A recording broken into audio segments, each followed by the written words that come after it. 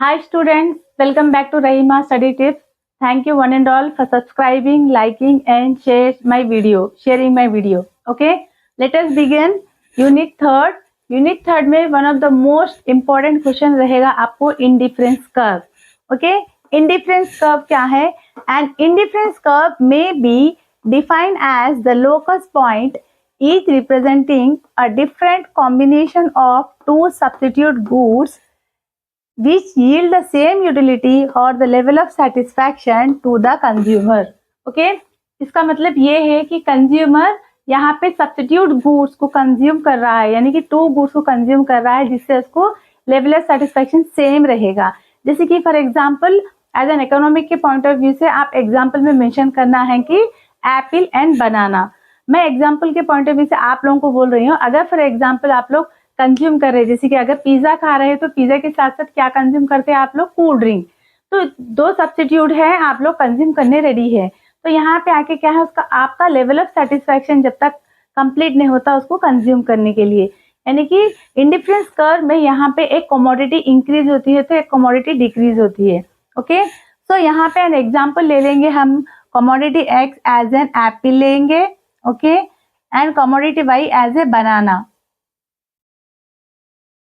Fine. तो इस example में आपको ये मेंशन करना है, अगर कंज्यूमर जो है सो 2 एप्पल्स और 1 बनाना सेम लेवल ऑफ सेटिस्फेक्शन पे उसको कंज्यूम करने के बाद उसको सेटिस्फेक्शन लेवल यहाँ पे उसको यूटिलाइज होता है. तो यहाँ पे वही बोल रहे हैं कि 2 और मोर कॉम्बिनेशन.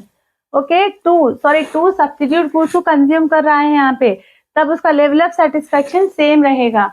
एट ए टाइम वो 2 गुड्स को कंज्यूम कर रहा है. तो इंडिफरेंस कर्व यहाँ पे है, 2 कमोडिटीज को कंज्यूम कर रहा है and this we can call this as an indifference curve. ये रहेगा इंडिफरेंस कर्व है यहाँ पे आपको.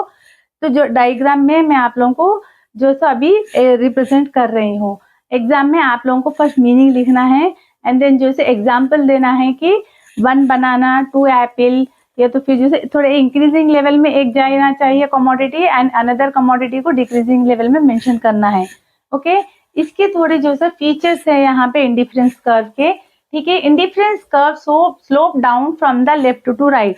एज मैं डायग्राम में आप लोगों को शो कर रही हूँ कि ये क्या है, लेफ्ट से राइट में, यानी कि लेफ्ट से राइट में स्लोप डाउन हो रहा है indifference curve. Okay, convex to the origin. Convex आके क्या है, ये है. ठीक है, कॉनकेव नहीं है, ये कॉन्वेक्स है यहाँ पे, ये इसके ओरिजिन से कॉन्वेक्स है.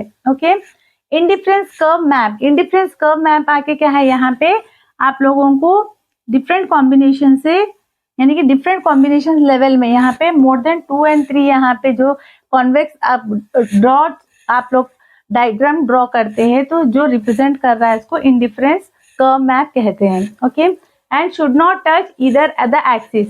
देखिए ये हो गया, ये है Y axis and this is X axis. क्या ये टच कर रहा है यहाँ पे? No, it won't going to touch. It should not touch the either axis. या तो x axis या y axis को उसको टच नहीं करना है. Okay, upward horizontal vertical not possible.